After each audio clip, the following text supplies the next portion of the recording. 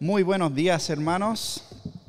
Es un privilegio poder estar finalmente en este día que hemos esperado mucho, hemos planificado mucho y estamos tan agradecidos del Señor de tener a cada uno de ustedes con nosotros en esta mañana. Vamos a hacer una pequeña introducción al tema de la esperanza puritana, el tema de esta conferencia.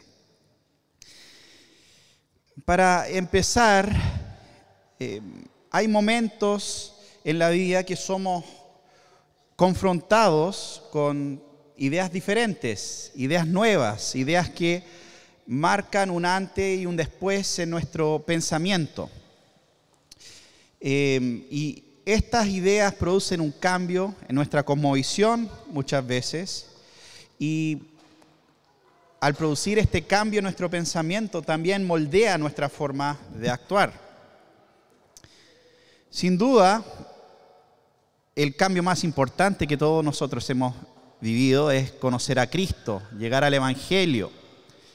Y en ese caminar con el Señor, también experimentamos otros cambios.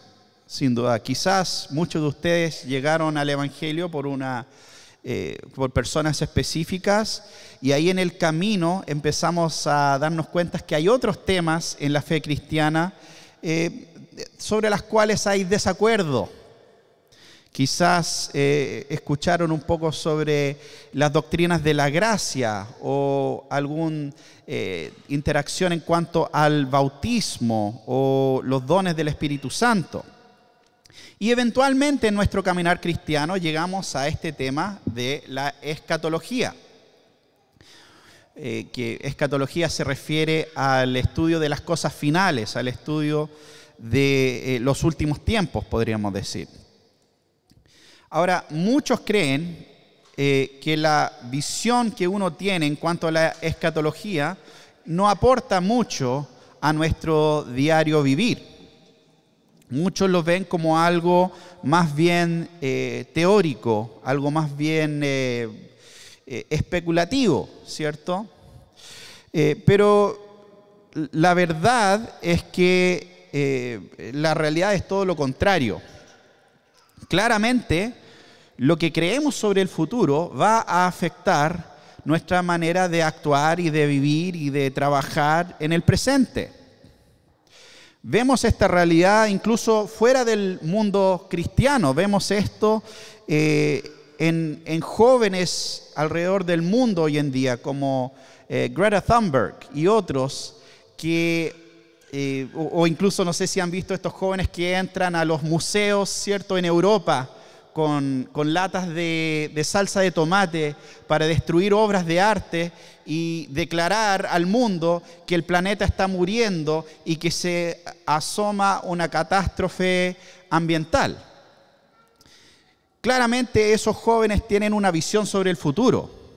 Esos jóvenes tienen una escatología, y esa escatología los está llevando a actuar de esa manera en el presente. Una visión catastrófica del futuro.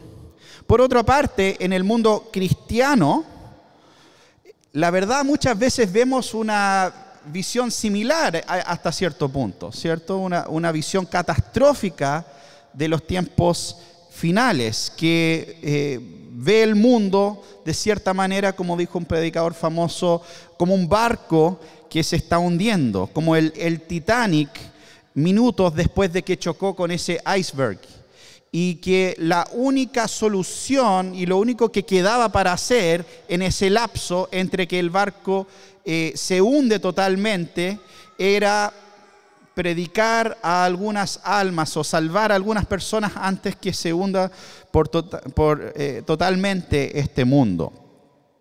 Entonces esa es la visión del evangelismo, de la fe cristiana, que tienen muchos cristianos hoy en día.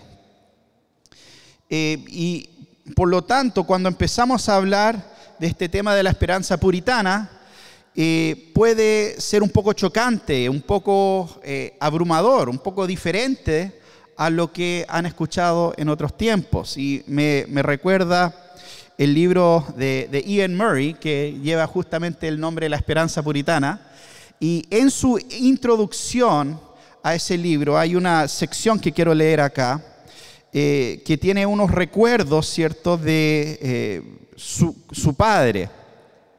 Dice lo siguiente: mi padre era un cristiano que creía en la oración, pero yo conocía y entendía poco acerca de la oración hasta después de mi conversión a la edad de los 17 años. Desde ese tiempo, cuando escuchaba las peticiones de mi padre, yo estaba de acuerdo con todas ellas, excepto una. Y esta tenía que ver con el tema de que era parte tan importante de su oración que yo no podía evitar el desacuerdo de nuestro pensamiento. Nuestra diferencia consistía en el alcance del éxito que se espera del reino de Cristo sobre la tierra. Mi padre oraba por la expansión universal y el triunfo global, por el día en que las naciones no levanten espada la una contra la otra, ni se adiestren más para la guerra. Y cuando grandes multitudes de los territorios se cuenten entre los obreros de las almas de Cristo. De acuerdo con la enseñanza con la cual yo estaba en contacto en aquel entonces, las peticiones estaban equivocadas. El producto de un liberalismo teológico que creía en el progreso creciente del hombre y de un mejor mundo por venir. La creencia evangélica, creía yo, nos ata a una persuasión contraria, esto es, que una maldad creciente había de dominar al mundo hasta que Jesucristo venga de nuevo en poder y gloria. Si están escuchando alguna de estas ideas por primera vez, no me extrañaría que quizás podían tener esta misma reacción que tuvo Ian Murray al escuchar las oraciones de su padre. ¿Cómo es eso de que las naciones van a ser transformadas por el Evangelio? ¿Cómo es eso de que el Evangelio va a crecer hasta expandir a todo el mundo? Y bueno, por eso lo que nosotros esperamos hacer en esta conferencia y específicamente en esta introducción es poder mostrar, en primer lugar, que esta es una visión bíblica, es una visión que viene de las Escrituras, y en segundo lugar, que es una visión que ha sido sostenido por grandes hermanos en la fe de otros tiempos. Entonces, para empezar, quiero simplemente leer una breve definición de esta postura que podemos llamar la esperanza puritana o podemos llamar postmilenialismo, otro término que podemos usar. Y este viene del libro de Kenneth Gentry, que se llama Él tendrá el dominio. A todo esto, entre paréntesis, muy recomendado, probablemente una de las mejores introducciones a este tema que está disponible hoy en día en español. Gentry dice lo siguiente: el postmilenialismo sostiene que el Señor Jesucristo establece su reino en la tierra a través de su predicación y obra redentora en el primer siglo, y equipa a su iglesia con el Evangelio, la fortalece por el Espíritu y la encarga con la gran comisión de discipular a todas las naciones. El postmilenialismo espera que eventualmente la gran mayoría de los hombres vivos se salven. El creciente éxito evangélico producirá gradualmente en el tiempo, un tiempo en la historia antes del regreso de Cristo, en la que prevalecerán la fe, la justicia, la paz y la prosperidad en los asuntos de los hombres y de las naciones. Después de una extensa era de tales condiciones, el Señor regresará visible, corporal y gloriosamente para terminar la historia con la resurrección general y el juicio final, después del cual sigue el orden eterno. Entonces quiero expandir un poco sobre algunos de los puntos de Gentry en esta definición. El primer punto importante para entender el postmilenialismo es que sostiene que el reino de Dios comenzó o fue inaugurado en el primer siglo. La llegada de Jesús marca un antes y un después en la historia de la humanidad y marca también la llegada del reino de Dios. Primero, Juan el Bautista prepara el camino para Jesús con un mensaje claro y poderoso. Y podemos ver eso en muchos lugares. En Mateo capítulo 3, versículo 2, dice: arrepiéntanse, porque el reino de los cielos se ha acercado. Después de su bautismo y de los 40 días que pasó en el desierto siendo tentado por Satanás, Jesús proclama este mismo mensaje. Mateo 4:17. Desde entonces Jesús comenzó a predicar: arrepiéntanse porque el reino de los cielos se ha acercado. Ahora es importante entender que este término reino de los cielos o reino de Dios son frases sinónimas en los evangelios. Se refieren al reino de Cristo y al cumplimiento de las promesas de Dios. Jesús es Dios, ¿cierto? El reino de Dios, y proviene desde el cielo, reino del cielo. Por esta misma razón, Jesús le declara a Pilato en Juan 18:36, mi reino no es de este mundo. Si mi reino fuera de este mundo, entonces mis servidores pelearían para que yo no fuera entregado a los judíos. Pero ahora mi reino no es de aquí. Y bueno, muchas personas intentan usar a veces este texto para decir: no, el reino de Dios no está en el mundo, el reino de Dios está en otro lugar. Pero eso no es lo que Jesús está diciendo. Jesús no está diciendo mi reino no está en el mundo. Jesús está diciendo mi reino no proviene de este mundo.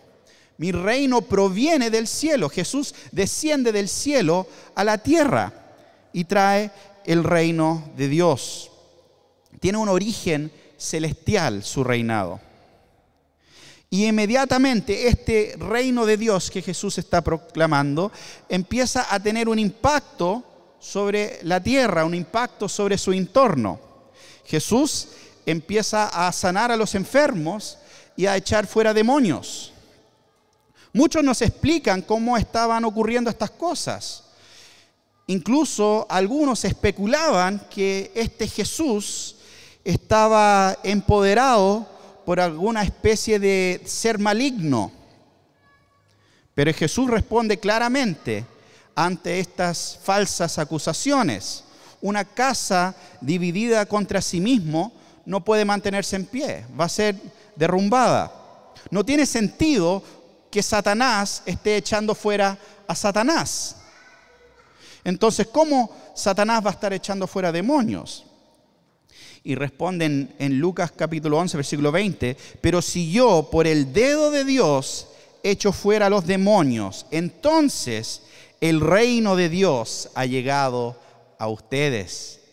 Entonces Jesús deja extremadamente claro que su llegada al mundo indica la llegada del reino de Dios. Y esto se hace notar por la realidad que Jesús estaba haciendo en cuanto a sanar a los enfermos y echar fuera demonios. Que el reino de Satanás estaba retrocediendo y el reino de Dios avanzando.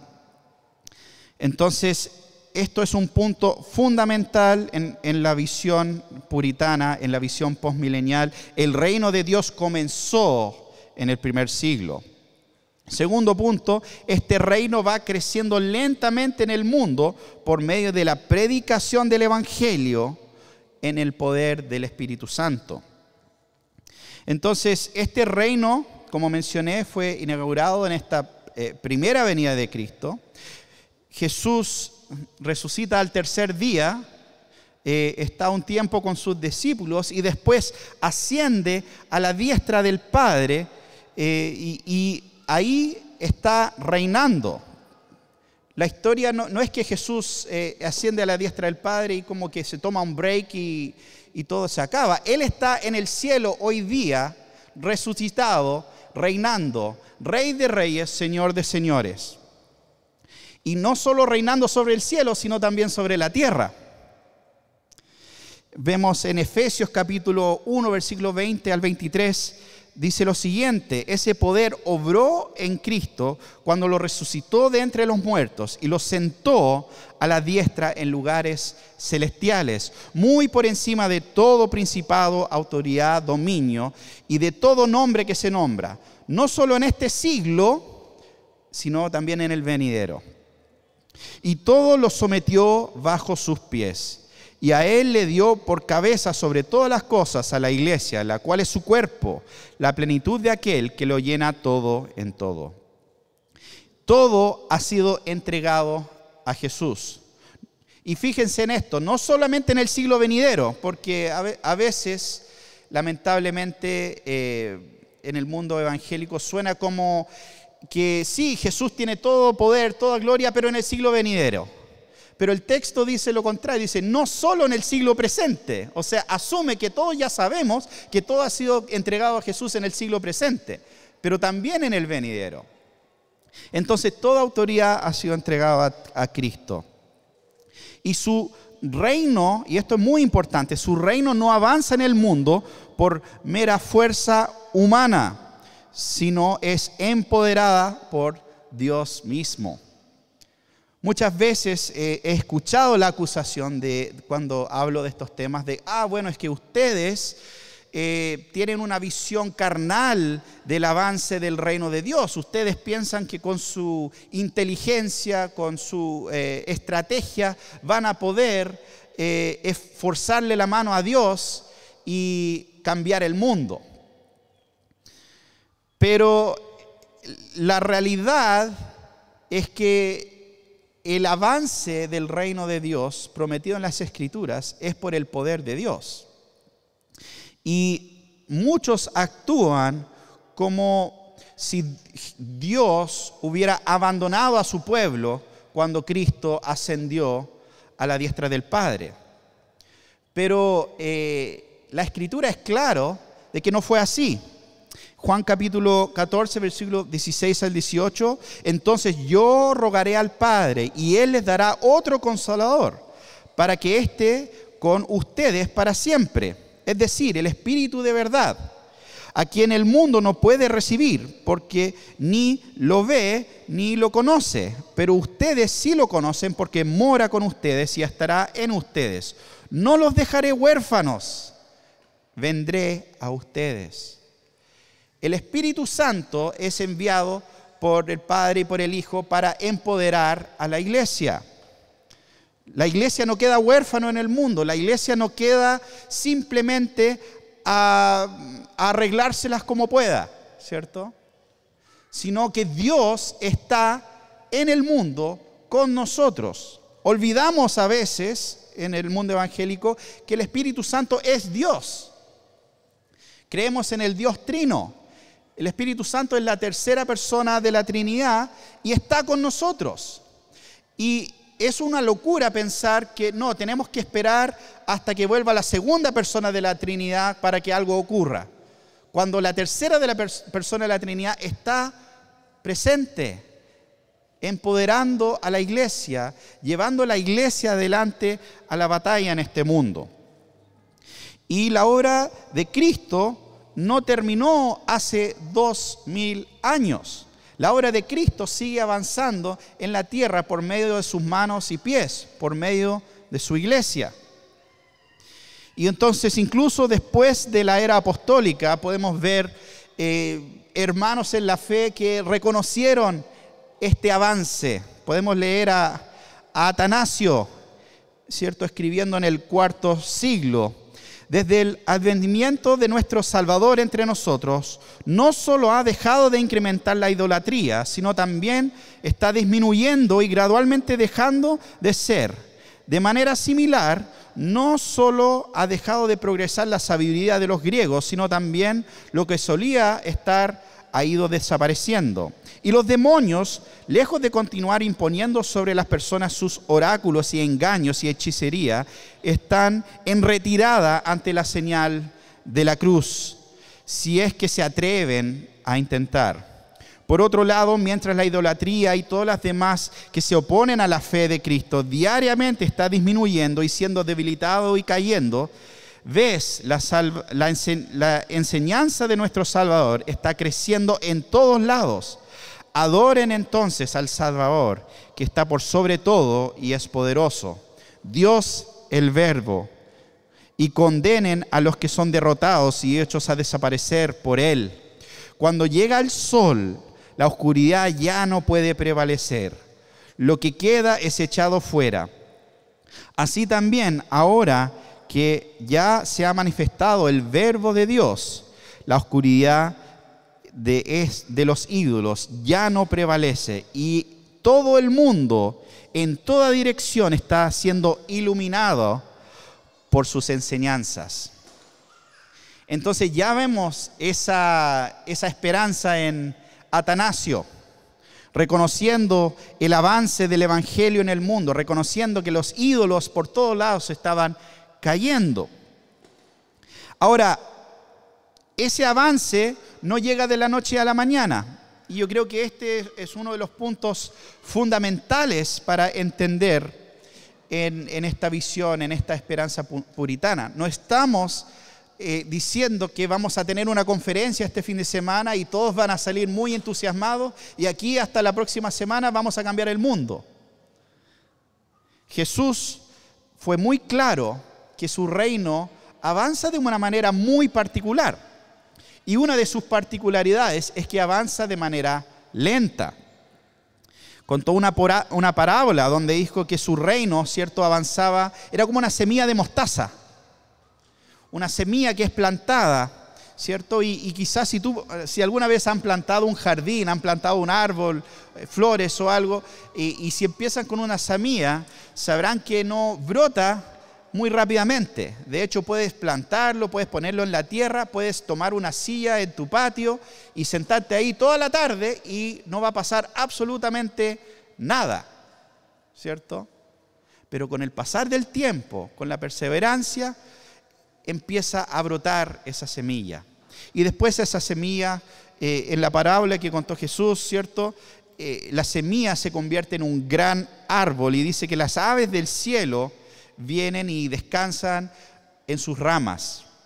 Entonces, ese es el reino de Dios, ¿cierto? No es un reino revolucionario que quiere cambios de la noche a la mañana. Es un reino que avanza lentamente sobre la tierra, pero su avance es imparable, porque es algo gradual.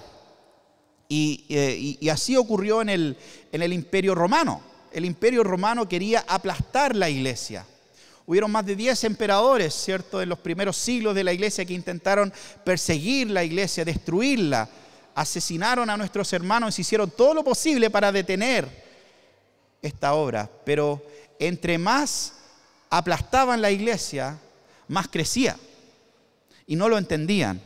Hasta que llegamos al cuarto siglo y ya se vuelve imparable el asunto. Ya no pueden resistir el avance de la iglesia. Y bueno, así podemos pasar por toda esta historia de 2000 años contando ese tipo de historias.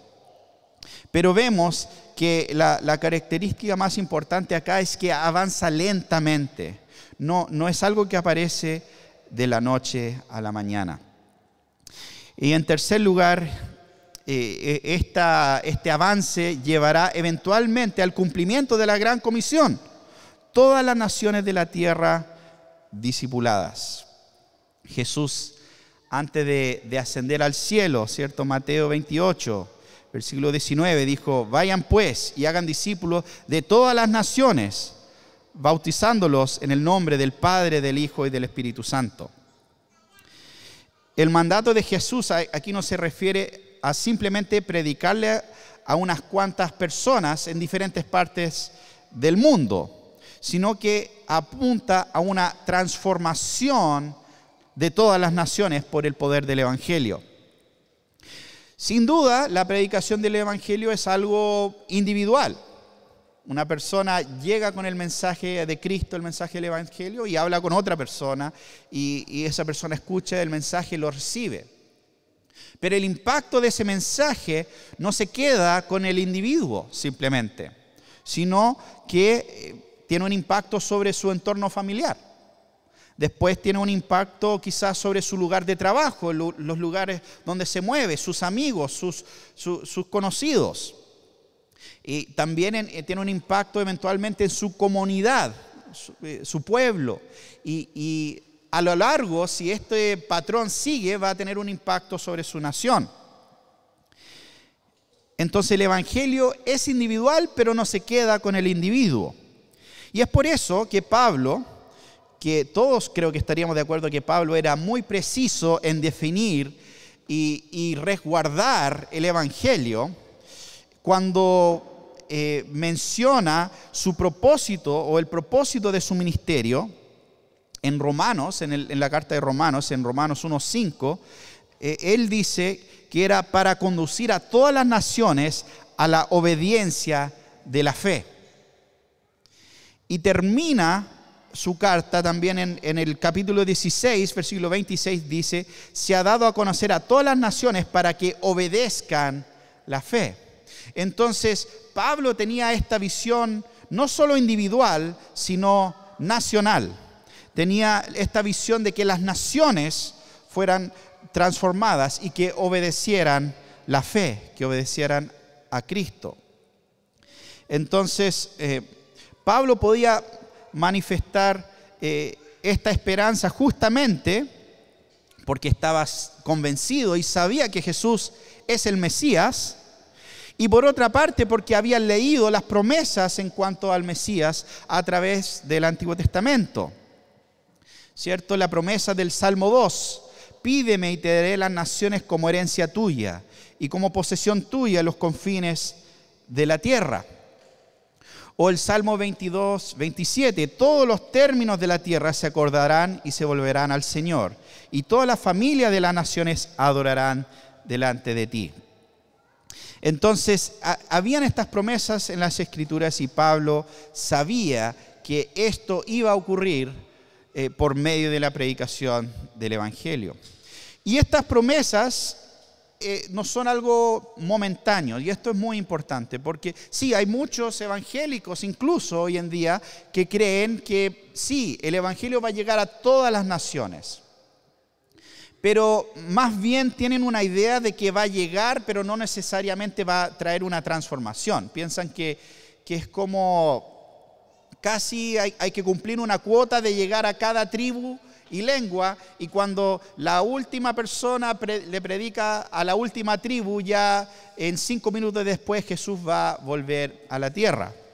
Pero cuando leemos las promesas del Antiguo Testamento sobre la transformación de las naciones, es algo mucho más expansivo, ¿cierto? Vemos textos como Salmo 72, y todo el Salmo realmente, por un tema de tiempo voy a leer solo algunos versículos, del 5 al 8, dice: que te teman mientras dure el sol y la luna, por todas las generaciones, descienda el Rey como la lluvia sobre la hierba cortada, como aguaceros que riegan la tierra, florezca la justicia en sus días, y la abundancia de paz hasta que no haya luna. Domine él de mar a mar y desde el río Éufrates hasta los confines de la tierra. Entonces vemos que no es algo momentáneo, no es simplemente que va a llegar el Evangelio a cada nación, sino que esa transformación va a ser una transformación integral de las naciones. Y donde podemos ver el versículo 16 habla de abundancia de grano en la tierra, entonces habla de prosperidad, que van a ser buenos tiempos, va a haber comida, no va a haber mayor necesidades. Habla también de que va a haber paz entre las naciones, ya no se adiestrarán más para la guerra, Isaías capítulo 2. Incluso Isaías 65 dice que el joven morirá a los 100 años, o sea que van a ser extendida la vida de las personas en la tierra en los días postreros. Y todo esto es parte de esta esperanza puritana, que va a haber paz entre las naciones, ya no se van a adiestrar más para la guerra. E incluso dice que forjarán sus espadas en rejas de arado. O sea, los instrumentos que antes usaban para la guerra los van a destruir y convertir en máquinas de agricultura. Y que va a haber paz entre las naciones. Isaías 19, habrá un calzado desde Egipto hasta Asiria. O sea, todos estos pueblos que antes eran hostiles al pueblo de Dios, que odiaban a Israel, ahora van a adorar al Dios de Israel, y que los egipcios van a adorar a Dios junto con los asirios, y los asirios con los egipcios van a estar moviéndose entre todos estos pueblos y adorando al único Dios verdadero. Entonces, esta esperanza es la esperanza puritana. Y posterior a esto, ¿cierto? Finalmente, como dice Gentry, creemos que sí, Jesús volverá de manera visible y corporal para terminar la historia con la resurrección general y el juicio final. Es importante aclarar que nosotros no creemos que esos tiempos serán una utopía. Nosotros sí creemos que el mundo estará lleno de cristianos, pero todos sabemos que el simple hecho de que el mundo esté lleno de cristianos no es igual a una utopía. O sea, pecamos, los cristianos pecamos, ¿cierto? Estamos todos de acuerdo en eso. Entonces, un mundo lleno de cristianos, sin duda van a ser condiciones mejores, pero la perfección solo puede venir en la segunda venida de Cristo, con el juicio final, la resurrección de los muertos y el orden eterno. Entonces, nosotros no creemos que este futuro periodo de bendición es un periodo de perfección, pero sin duda un periodo mucho mejor de lo que se ha vivido en la tierra hasta ahora. Muy bien, rápidamente quiero con esto introducir un poco algunas de estas ideas. Obviamente con algunas de esas otras exposiciones se van a expandir en varios de estos puntos, pero quiero simplemente mencionar brevemente algunas figuras importantes que han atesorado esta esperanza puritana en sus corazones. Ahora, hay varios aspectos de esta visión que podemos ver en diferentes figuras a través de la historia de la iglesia. Pero hay que entender que también vemos un desarrollo en el tema de escatológico, un desarrollo en el entendimiento de estas cosas a través del tiempo. Y en este caso hablamos de la esperanza puritana, justamente porque los puritanos fueron una parte importante de promover esta visión. Ahora, ¿quiénes fueron los puritanos? Se estarán preguntando algunos. Básicamente eran parte de la iglesia de Inglaterra, la iglesia anglicana, que se había separado oficialmente de Roma en su tiempo con el Enrique VIII de Inglaterra. Pero aún así todavía habían muchos elementos de la iglesia romana presente en la iglesia de esos tiempos. Y estos puritanos, como dice su nombre, estaban con un deseo de ver la iglesia purificada por la palabra de Dios. Y especialmente en algunos de los aspectos del culto. Y entre otras cosas, muchos de ellos tenían esta visión, esta esperanza puritana. Podemos hablar de figuras como John Owen o Thomas Goodwin y otros que manifestaban estas perspectivas. Incluso podemos ver ciertos elementos en algunos de los documentos confesionales, como la Confesión de Fe de Westminster o el Catecismo Mayor, donde por lo menos podríamos argumentar que hay elementos de este lenguaje postmilenial en cuanto a la, bueno, entre otras cosas, la futura conversión de los judíos, que era uno de los aspectos de esta visión postmilenial. Básicamente que en los tiempos postreros, junto con el resto de las naciones, los judíos serían transformados por el poder del Evangelio.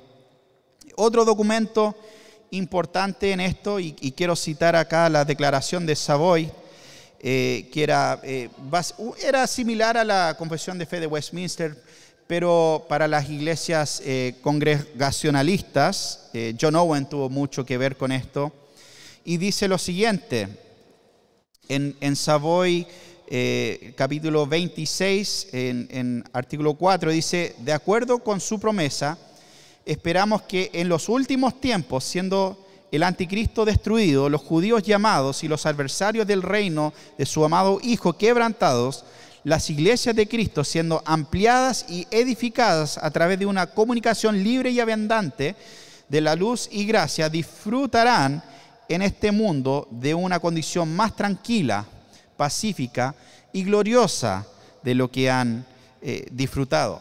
Entonces, vemos esto en la declaración de Savoy, incluso en algunas figuras que podríamos decir como Charles Spurgeon, que no necesariamente tenía esta visión postmilenial, pero como había sido tan influenciado por los puritanos, encontramos algunos elementos de esto en su pensamiento. Incluso él dice que sería muy raro, hablando de esta pregunta, si finalmente cuando contamos todas las personas que han nacido en la historia, van a ser más perdidos o salvos al final de todo. Cuando se hace la suma, ¿cierto?, de los que pasan a la salvación eterna o a la condenación eterna. ¿Dónde va a estar la mayoría de los hijos de Adán? ¿Van a estar en el infierno o van a estar junto al Señor?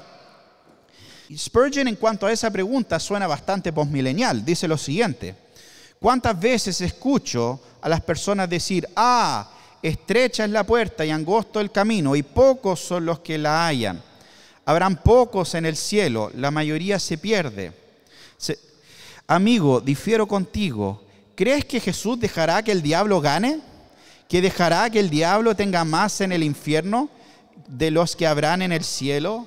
No, es imposible, porque entonces Satanás se reirá de Cristo. Habrán más en el cielo que entre los perdidos. Dios dice que habrá un número que nadie puede contar que serán salvos, pero nunca dice que habrá un número que nadie puede contar entre los perdidos. Habrá una multitud que nadie puede contar en el cielo. Entonces, incluso vemos a Spurgeon con alguna de estas ideas heredadas de los puritanos. Ahora, estas ideas no solamente se quedaron en Europa, sino que se expandieron también a Norteamérica. Bueno, y otros lugares también, a Holanda y diferentes aspectos en el continente también. Pero específicamente, hablando de Norteamérica, vemos que muchos llegaron con esta visión a esas tierras y llegaron con esta idea de las promesas futuras de Dios, como el pueblo de Dios, como el nuevo Israel, llegando a la Nueva Inglaterra. ¿Por qué creen que llamaban Nueva Inglaterra a este lugar? O Nueva York. Todos estos nombres que vemos, incluso en muchas ciudades hasta el día de hoy, tenían un poco de esta perspectiva de esperar que Dios iba a hacer algo nuevo en ese lugar, que las promesas del Mesías se iban a cumplir de una manera extraordinaria. Y es por eso que el historiador George Marsden menciona que la perspectiva postmilenial, esta esperanza puritana, era por lejos la predominante entre los evangélicos en Norteamérica, por lo menos desde el periodo de la Revolución y hasta la Guerra Civil en Estados Unidos. Entonces, había muchas figuras importantes que sostenían esta visión, como Jonathan Edwards, George Whitefield y muchos otros. Y esto incluso tuvo una influencia en las misiones, en el movimiento moderno misioneros. Cuando empezó a llegar estos hombres incluso a Norteamérica, lo primero que estaban pensando muchos era cómo podemos llegar con el evangelio a estos pueblos, estos indios que están viviendo en Norteamérica. Y ya en el siglo XVII podemos leer, por ejemplo, que algunos de estos puritanos ingleses se dirigieron al Parlamento hablando de la evangelización de los indios en Nueva Inglaterra o en Norteamérica, y dijeron lo siguiente: Los confines de la tierra están diseñados y prometidos para ser en su tiempo la posesión de Cristo. Lo poco que vemos está bajo control como prenda de se os ha encomendado de aquellas cosas que aún esperamos, algo en posesión para asegurarnos el resto que se nos ha prometido.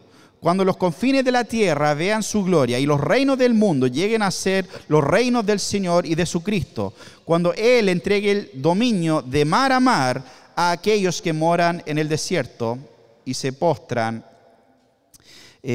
ante Él.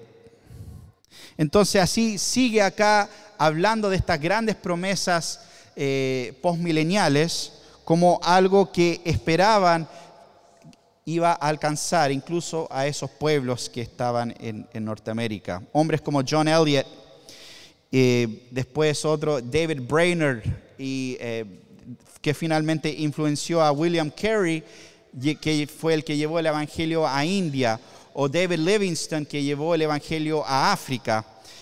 Por falta de tiempo hay tantos hombres que podríamos hablar y mencionar y citar acá, que llevaron esta esperanza puritana a los últimos confines de la tierra y comenzaron el movimiento misionero más grande que ha existido en la historia de la humanidad.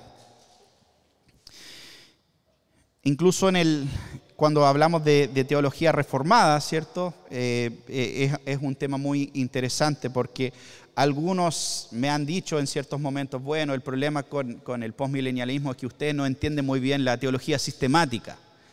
Y eso es una acusación bastante curiosa porque algunos de los teólogos reformados sistemáticos más famosos también tenían esta visión postmilenial. Algunos podemos hablar de alguien como Charles Hodge, que incluso hasta el día de hoy su comentario está disponible en español, ¿cierto? De teología sistemática. En su teología sistemática dice lo siguiente: la verdadera religión prevalecerá sobre toda la tierra. Jehová será reconocido en todas partes como el único Dios verdadero. Debe recordarse que estos y muchos otros pasajes de similar importancia son citados y aplicados por el apóstol en la dispensación del Evangelio. Y tiene toda una sección donde sigue con esta expresando la esperanza puritana. Ahora, entre paréntesis, es interesante mencionar que si usted busca esto en su teología sistemática de Hodge en español, no lo va a encontrar, porque editaron estas partes, sacaron estas partes de la versión de Hodge en español. Pero si ves la versión en inglés, está ahí en el libro número 3. Entonces, figuras como Hodge, su hijo, ¿cierto? O otras figuras también, Archibald Alexander Hodge también, W.G.T. Shedd, Augusto Strong, muchas otras figuras, especialmente de la escuela de Princeton, muy importante en la historia del presbiterianismo en Norteamérica, tenían esta visión puritana, como también el gran león de Princeton, ¿cierto? Benjamin Warfield. Entonces, en conclusión, hermanos, bueno, hay muchos otros hermanos que podría citar y lamentablemente por un tema de tiempo no voy a poder hacerlo en esta mañana. Pero quiero enfatizar el hecho, para terminar. Uno, en primer lugar, vimos que la esperanza puritana es bíblico, viene de las Escrituras, viene de las promesas de Dios en cuanto a lo que se debería esperar en la era del Mesías. Entonces podemos confiar en esta esperanza por lo que nos dice la palabra de Dios. Pero en segundo lugar, podemos ver el impacto que ha tenido sobre nuestras vidas, de cierta manera, porque todos nosotros, el Evangelio de cierta manera ha sido influenciado por algunos de los hombres que nombré esta mañana. Hombres que tuvieron un impacto sobre su entorno. Hombres que en muchas denominaciones son recordados hasta el día de hoy. Pero extrañamente, su esperanza puritana es omitida. Su esperanza puritana es olvidada. Incluso en el caso de Hodge es editada, lo hacen desaparecer. ¿Por qué será? Entonces, yo creo que uno de los elementos importantes que tenemos en este tiempo y una de las razones por qué hacemos este tipo de conferencias es para dar a conocer esta esperanza otra vez y dar a conocer que la historia de redención y el impacto del Evangelio en el mundo quizás es mucho más grande de lo que muchos de nosotros habíamos pensado. Esto no es simplemente un tema de escatología. Esto no es simplemente una discusión sobre, bueno, qué es lo que tú crees que podría pasar o especulaciones. Esto tiene que ver con la salvación, con la obra redentora de Cristo en el mundo y el impacto y el tamaño de esa obra redentora. Y la verdad que es mucho más grande de lo que muchos de nosotros podríamos pensar. Para terminar, y con esto cierro, voy a leer esta cita de Benjamin Warfield al respecto.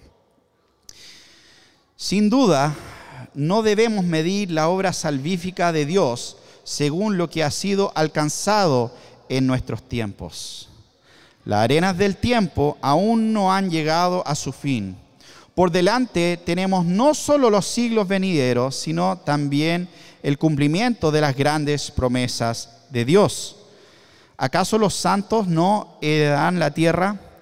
¿No les pertenece esa tierra renovada? ¿Acaso los reinos de este mundo no llegarán a ser los reinos de nuestro Dios? ¿La tierra no se llenará con el conocimiento de la gloria de Dios como las aguas cubren el mar? ¿Acaso no llegará el día donde nadie tendrá que decir a su prójimo, conoce al Señor? Porque todos, desde el más pequeño hasta el más grande, lo conocerán. Oh, levanta tus ojos. Te ruego que levantes tu mirada al horizonte lejano. No dejes de mirar hasta ver el fin del propósito divino de la gracia. Cuéntame lo que ves ahí. ¿Acaso no es el amor de Dios supremo y glorioso? Ese amor no fue solo por unos cuantos en el mundo, sino por el mundo en su plenitud orgánica. Y entregó a su Hijo, no para juzgar al mundo, sino para que el mundo por medio de él sea salvo. Padre Celestial, te agradecemos por estos grandes hombres como Benjamin Warfield y otros que proclamaron esta esperanza, Señor, esta esperanza que encontramos en tu palabra, en las Escrituras, de que algún día todas las naciones te conocerán, todos los pueblos entrarán a tu reino y se regocijarán junto con nosotros, Señor, en la gloria de la salvación, en la gloria de la obra de nuestro Señor Jesucristo. Ayúdanos, Padre, a entender esta esperanza, a atesorarla en nuestro corazón, al igual que el padre de Ian Murray, a orar por la conversión de los pueblos, a orar por la salvación de las naciones, Señor, y por nuestras futuras generaciones, y a trabajar arduamente día a día en tu obra en esta tierra, en los lugares donde tú nos has establecido, en esta nación e incluso en otras naciones, Padre. Pedimos todo esto en el nombre de Jesús. Amén.